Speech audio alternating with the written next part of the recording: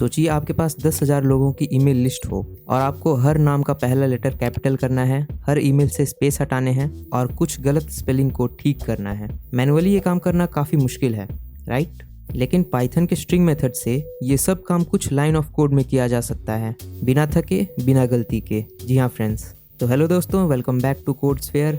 आज हम पाइथन के सबसे पावरफुल और यूजफुल टूल्स में से एक स्ट्रिंग मेथड्स को एक्सप्लोर करने वाले हैं। तो बिना किसी देरी के let's start the video.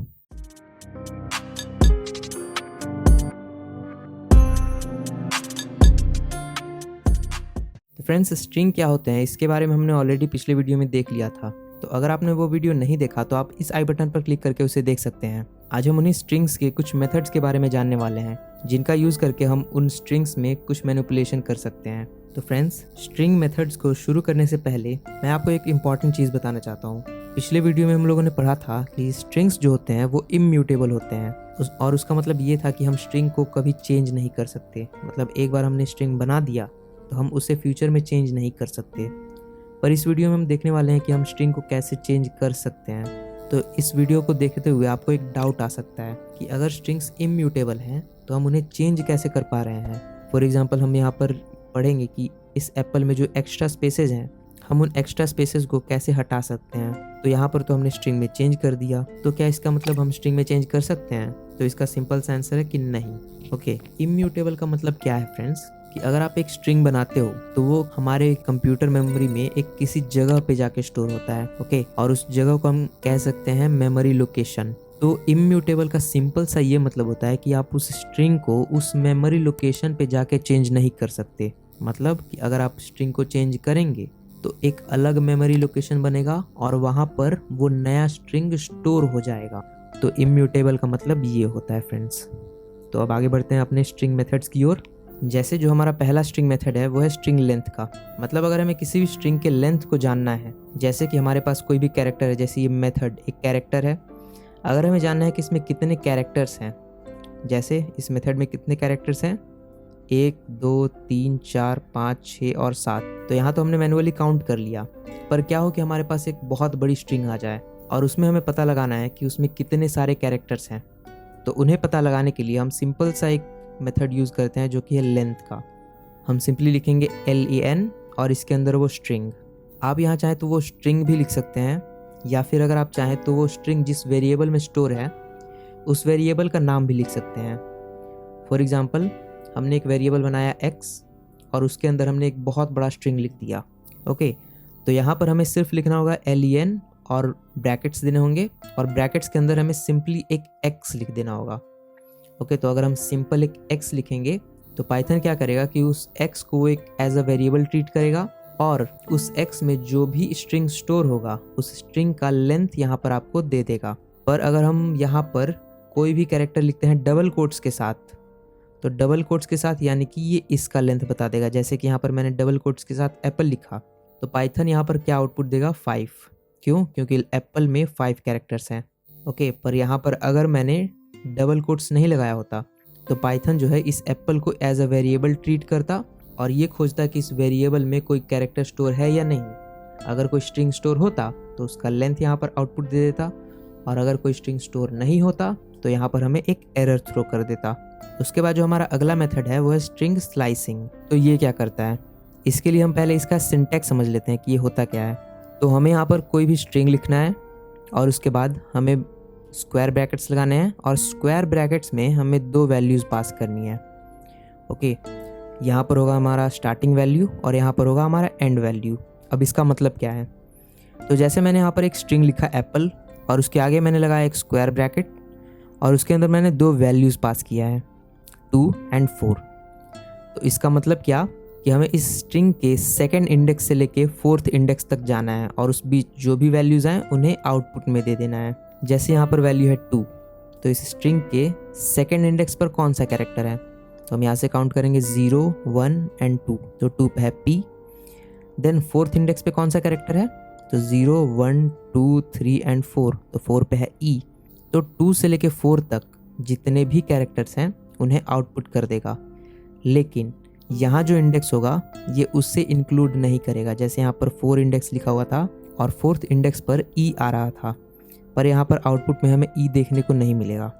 Okay, तो आई होप आपको स्लाइसिंग समझ में आ रहा होगा। इसे हम एक और तरीके से यूज़ कर सकते हैं। कैसे कि अगर हमें किसी इंडेक्स से लास्ट तक का वैल्यू चाहिए तो हम उसके लिए सिर्फ स्टार्टिंग इंडेक्स लिखेंगे और एंड इंडेक्स डिसाइड नहीं करेंगे। इससे होगा क्या कि जो इंडेक्स हमने इनपुट दिया उस इंडेक्स से लेके अंत तक सारा स्ट्रिंग हमारे पास आउटपुट में आ जाएगा। जैसे हमने यहाँ पर सिर्फ 2 इंडेक्स इनपुट में दिया, तो यहाँ पर सेकंड इंडेक्स पे था ये P, तो P के बाद जितने भी कैरेक्टर्स थे वो हमारे आउटपुट में आ गए, तो PLE। ओके, सेम काम हम एंड इंडेक्स के साथ भी कर सकते हैं कि हम स्टार्ट इंडेक्स डिसाइड ना करें, सिर्फ एंड इंडेक्स डिसाइड कर दें। तो इससे क्या होगा कि स्टार्टिंग से लेके इस वाले इंडेक्स तक सारे कैरेक्टर्स आउटपुट हो जाएंगे, पर ये वाला कैरेक्टर आउटपुट नहीं होगा। मतलब थर्ड इंडेक्स पर जो कैरेक्टर है वो हमारे आउटपुट में नहीं शो होगा। मतलब यहाँ पर हमारे थर्ड इंडेक्स पे कौन सा कैरेक्टर था, 0, 1, 2 एंड 3, तो 3 पे था L। तो L से पहले जितने भी कैरेक्टर्स थे यानी कि APP वो सारे आउटपुट हो गए, और ये एज अ स्ट्रिंग आउटपुट होते हैं फ्रेंड्स। ओके, यानी कि एक एक कैरेक्टर आउटपुट नहीं होगा, ये as a whole string output होगा। इसके बाद जो हमारा अगला मेथड है वो है रिमूव वाइट स्पेस। मतलब कि अगर हमारे स्ट्रिंग में काफ़ी ज़्यादा एक्स्ट्रा स्पेस हैं और उन्हें अगर हमें रिमूव करना है तो उसके लिए हम यूज़ करते हैं स्ट्रिप मेथड का। वो कैसे करते हैं, तो हमें सिंपली यहाँ पर स्ट्रिंग लिखना है और डॉट के साथ लिख देना है स्ट्रिप, और ये ब्रैकेट्स लगा देना है। ओके, तो अगर हम ये चीज़ यूज़ करते हैं डॉट स्ट्रिप तो हमारा कुछ ऐसा आउटपुट आएगा। जैसे जहाँ पर एप्पल ऐसे कुछ लिखा था, इसमें काफ़ी ज़्यादा एक्स्ट्रा स्पेसेस थे जो कि ऑब्वियसली यहाँ पर रिक्वायर्ड नहीं है। तो अगर हमने ऐसे यूज़ किया डॉट स्ट्रिप तो हमारा कुछ ये आउटपुट आ जाएगा, यानी कि जो भी एक्स्ट्रा स्पेसेस थे वो रिमूव हो जाएंगे। देन हमारा जो अगला मेथड है वो है रिप्लेस स्ट्रिंग। मतलब अगर हमें इस स्ट्रिंग में किसी वर्ड या कैरेक्टर को रिप्लेस करना है तो उसके लिए हम डॉट रिप्लेस का यूज़ करते हैं। जैसे हमारे पास यहाँ पर एक स्ट्रिंग था हेलो वर्ल्ड, और हम चाहते हैं कि इसमें ये जो वर्ल्ड है ये पाइथन से रिप्लेस हो जाए, तो उसके लिए हमने यहाँ पर यूज़ किया डॉट रिप्लेस। देन हमने लगाया एक ब्रैकेट, एंड ब्रैकेट के अंदर हमने ये जो पहला वर्ड लिखा ये कौन सा वर्ड है कि हम किस वर्ड को रिप्लेस करना चाहते हैं। देन जो दूसरा इनपुट है वो ये है कि हम किस वर्ड से रिप्लेस करना चाहते हैं, यानी कि हम किस वर्ड को रिप्लेस करना चाहते थे, वर्ल्ड को, तो हमने लिखा वर्ल्ड, और किस वर्ड से रिप्लेस करना चाहते थे तो वो था पाइथन, तो हमने लिखा यहाँ पे पाइथन। तो हमारे पास आउटपुट में क्या आया, hello Python. Okay, hello world की जगह हेलो पाइथन। आई होप आप समझ पा रहे होंगे। देन हमारा जो अगला मेथड है वो है अपर केस। यानी कि अगर हमारे पास कोई स्ट्रिंग है और हम चाहते हैं कि उसके हर एक कैरेक्टर्स अपर केस में कन्वर्ट हो जाएं, तो उसके लिए हम यूज़ करते हैं अपर मेथड का। यहाँ पर हमें सिंपली लिखना होगा डॉट अपर, और हमारा जो आउटपुट है ये कुछ ऐसा आ जाएगा। सेम अगर हमें लोअर केस में कन्वर्ट करना है अपने स्ट्रिंग को तो हम लिखेंगे डॉट लोअर और कुछ ये आउटपुट आ जाएगा। देन अगर हम चाहते हैं कि हमारे स्ट्रिंग का सिर्फ पहला कैरेक्टर ही अपर केस में कन्वर्ट हो जाए, यानी पहला कैरेक्टर ही कैपिटल हो, तो उसके लिए हम यूज़ करते हैं कैपिटलाइज का, डॉट कैपिटलाइज। तो हमारे पास कुछ ये आउटपुट आएगा। और अगर हम चाहते हैं कि हमारे पास जो भी स्ट्रिंग है उसका हर एक वर्ड का पहला कैरेक्टर कैपिटल हो जाए, तो उसके लिए हम यूज़ करते हैं डॉट टाइटल का। जैसे कि यहाँ पर हमने लिखा था हेलो वर्ल्ड, यहाँ पर 2 वर्ड्स थे, और जब हमने डॉट टाइटल का यूज़ किया तो इन दोनों वर्ड्स के जो पहले कैरेक्टर थे वो कैपिटल हो गए, जबकि कैपिटलाइज में ऐसा नहीं हुआ था। कैपिटलाइज में कितने भी वर्ड्स हो मतलब नहीं है, सिर्फ पहला कैरेक्टर ही कैपिटल होगा। ओके, इसके बाद जो हमारा अगला मेथड है वह स्प्लिट का। यानी कि अगर हम किसी भी स्ट्रिंग को 2 भाग में तोड़ना चाहते हैं तो उसके लिए हम इस मेथड का यूज़ करते हैं। कैसे, तो यहाँ पर हमें सिंपली एक स्ट्रिंग लिखना होगा, देन हम लिखेंगे डॉट स्ट्रिप, और इसके बाद इस ब्रैकेट में हमें एक पैरामीटर पास करना होगा। पैरामीटर मतलब क्या कि किस पैरामीटर पे हम इस स्ट्रिंग को डिवाइड करना चाहते हैं। फॉर एग्जांपल मैंने यहाँ पर पैरामीटर पास किया कॉमा, यानी कि कॉमा से इन दोनों स्ट्रिंग को सेपरेट कर दो। जैसे यहाँ पर हेलो कॉमा वर्ल्ड था, तो कॉमा के इधर वाले और कॉमा के इधर वाले दोनों जो वर्ड्स थे वो अलग अलग हो गए। तो आई होप आपको ये स्ट्रिंग मेथड समझ में आ गया होगा। इसके बाद जो हमारा अगला मेथड है वो है कॉन्कैटिनेशन का। मतलब 2 स्ट्रिंग को हम जोड़ते कैसे हैं, तो जोड़ने के लिए हम सिंपली प्लस का यूज़ कर सकते हैं। ओके, जैसे मुझे यहाँ पर ये हेलो एक स्ट्रिंग था और ये वर्ल्ड दूसरा स्ट्रिंग था, तो अगर मुझे इन दोनों स्ट्रिंग को जोड़ना है तो मैं सिंपली प्लस साइन का यूज़ कर लूँगा।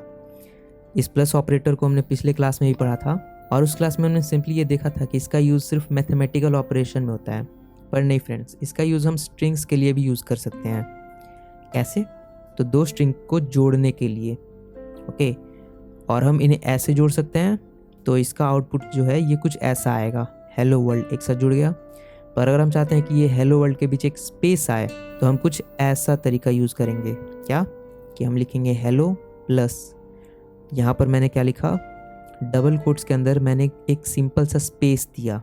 ओके, पाइथन में ये जो स्पेस है ये कोई खाली चीज़ नहीं है, ये भी एक कैरेक्टर है, एंड ये character as a string treat होता है। ओके, तो हमने यहाँ पर दिया एक स्पेस, देन हमने लिखा वर्ल्ड। तो एक्चुअल में यहाँ पर 3 स्ट्रिंग्स जुड़ रहे हैं, हेलो स्पेस वर्ल्ड। तो इसका जो आउटपुट है ये कुछ ऐसा आएगा। तो कॉन्कैटिनेशन का हम कुछ इस तरह से यूज़ करते हैं। देन जो हमारा अगला मेथड है वो है जॉइन। इसका यूज़ हम कैसे करते हैं? तो ये जो जॉइन मेथड है ये स्प्लिट मेथड का उल्टा है। मतलब स्प्लिट मेथड क्या करता था कि किसी पैरामीटर के बेसिस पे किसी भी स्ट्रिंग को तोड़ देता था। जॉइन क्या करेगा? ये किसी भी पैरामीटर के बेसिस पे 2 स्ट्रिंग्स को जोड़ देता है। ये तोड़ता था, ये जोड़ता है। जैसा कि मैंने यहाँ पर पैरामीटर दिया कॉमा, और कॉमा के बाद मैंने लिखा जॉइन, और इसके अंदर मैंने 2 स्ट्रिंग्स पास किया। तो इस लाइन का मतलब है कि इन दोनों स्ट्रिंग को जोड़ दो, किस पैरामीटर पे? तो कॉमा के पैरामीटर पे। तो यहाँ पर हमारे पास आउटपुट आएगा हेलो कॉमा वर्ल्ड। ओके, और एक और बात को आपको ध्यान में रखना है कि जब भी आप इन मेथड्स का यूज़ करेंगे तो आपको स्पेसेस का ध्यान रखना है कि कहाँ स्पेस आएंगे कहाँ नहीं आएंगे। जैसे कि जब हम इन दोनों को जोड़ेंगे तो यहाँ पर कोई अनवांटेड स्पेस नहीं आएगा। ओके, यहाँ पर अगर आप ध्यान से देखेंगे तो मैंने यहाँ पर वर्ल्ड में एक स्पेस पहले से दिया है, इसलिए यहाँ पर एक स्पेस आउटपुट में आ रहा है। पर अगर मैंने यहाँ पर एक स्पेस नहीं दिया होता कोई भी, तो यहाँ पर ये जो हेलो कॉमा वर्ल्ड थे, इन दोनों में कोई भी एक्स्ट्रा स्पेस नहीं होता। देन जो हमारा अगला मेथड है वो है इंडेक्स, यानी कि किसी स्ट्रिंग के किसी कैरेक्टर का इंडेक्स अगर हमें पता करना हो तो वो हम इस इंडेक्स मेथड से पता कर सकते हैं। वो कैसे? तो हम सिंपली वो स्ट्रिंग लिखेंगे एंड उसके बाद लिखेंगे इंडेक्स एंड वो कैरेक्टर। जैसे कि अगर हमें इस पी का इंडेक्स पता करना होता कि ये किस इंडेक्स पे है, तो हम ये कैरेक्टर्स लिखते क्या कि एप्पल डॉट इंडेक्स, और इसके अंदर हम वो कैरेक्टर पास कर देते। तो यहाँ पर हमें आउटपुट आया 1।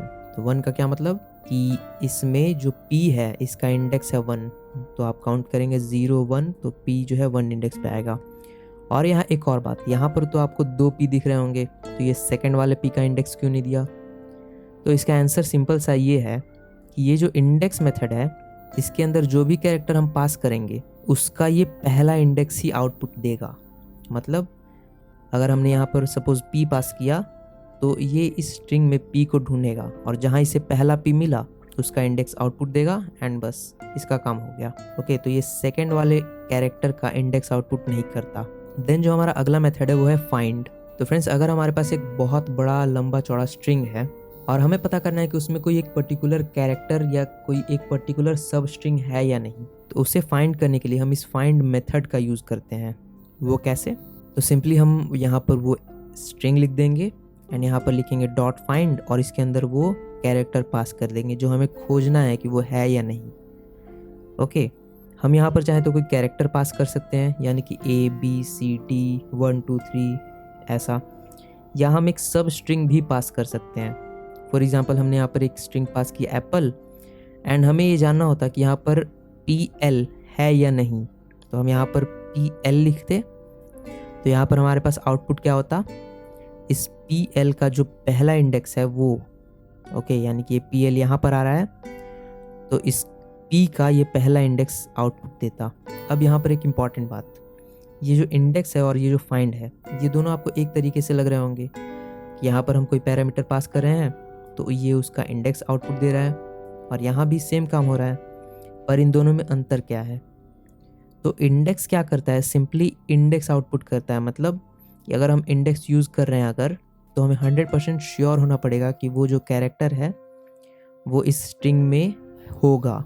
ओके, अगर हम श्योर नहीं है तो हमें उस केस में फाइंड यूज़ करना चाहिए। क्यों? क्योंकि अगर यहाँ पर जो हमने कैरेक्टर पास किया वो अगर इधर नहीं हुआ तो ये एक एरर थ्रो करेगा। ओके, पर वहीं फाइंड कोई एरर थ्रो नहीं करेगा, फाइंड सिंपल सा एक -1 थ्रो कर देगा। देन जो हमारा अगला मेथड है वो है काउंट। काउंट क्या, कि अगर हमें किसी स्ट्रिंग में कोई कैरेक्टर को काउंट करना है कि वो कितनी बार रिपीट हो रहा है, जैसे कि हमें एप्पल में काउंट करना है कि पी कितनी बार रिपीट हो रहा है, तो हम काउंट मेथड का यूज़ करेंगे कुछ ऐसे। तो ये आउटपुट दे देगा 2। अब इसका यूज़ हम कैसे कर सकते हैं, तो फॉर एग्जांपल हमारे पास कोई बहुत ही बड़ा 100-200 वर्ड का स्ट्रिंग आ जाए और हमें उस स्ट्रिंग में पता करना है कि कोई एक पर्टिकुलर कैरेक्टर या कोई सब स्ट्रिंग, जैसे कि अगर हमें पता चल गया कि वो जो बहुत बड़ा स्ट्रिंग है उसमें एप्पल जो वर्ड है वो कई बार रिपीट हो रहा है, तो अगर हमें पता करना है कि एप्पल कितनी बार रिपीट हो रहा है उस स्ट्रिंग में, तो उसके लिए हम काउंट मेथड का यूज़ कर सकते हैं। देन जो हमारा अगला मेथड है वो है स्टार्ट्स विथ। ये कब हम यूज़ करते हैं कि अगर हमें पता करना होता है कि हमारा स्ट्रिंग किसी पर्टिकुलर एक चीज़ से स्टार्ट हो रहा है या नहीं। जैसे यहाँ पर ये जो हेलो वर्ल्ड है ये एच से स्टार्ट हो रहा है या नहीं, तो अगर हो रहा है तो ट्रू आउटपुट होगा, अगर नहीं हो रहा होता तो ये फॉल्स आउटपुट देता। अगेन यहाँ पर भी हम कोई कैरेक्टर पास कर सकते हैं एंड हम चाहें तो कोई सब स्ट्रिंग भी पास कर सकते हैं।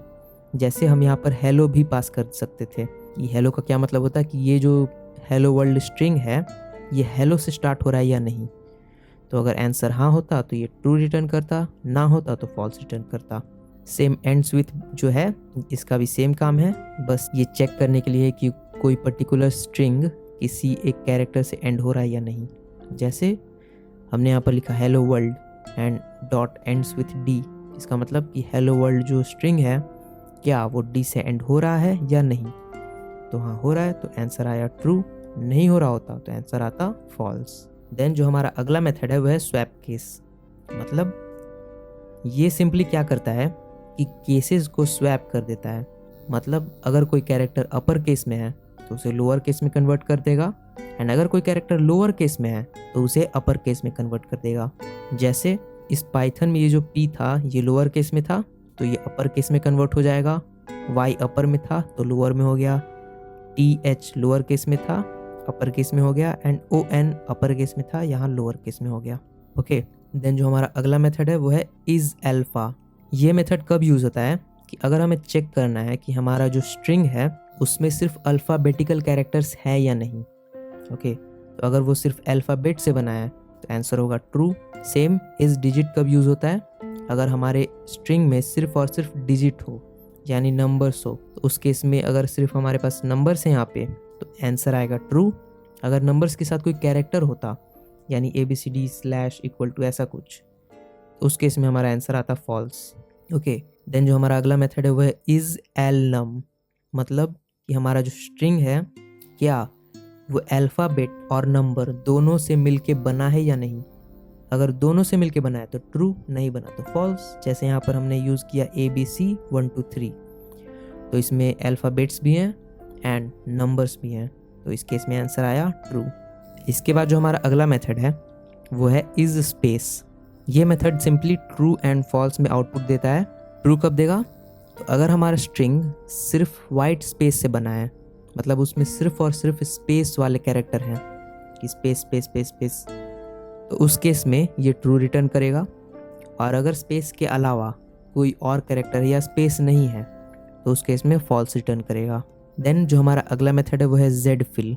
ये कब यूज़ होता है, तो फॉर एग्जांपल हमने लिख दिया 42 एंड इसके आगे हमने लिख दिया जेड फिल और इसमें हमने कोई भी नंबर पास कर दिया फॉर एग्जांपल 5, तो इसका सिंपल सा ये मतलब होता है कि इस नंबर को 5 कैरेक्टर्स तक एक्सटेंड कर दो।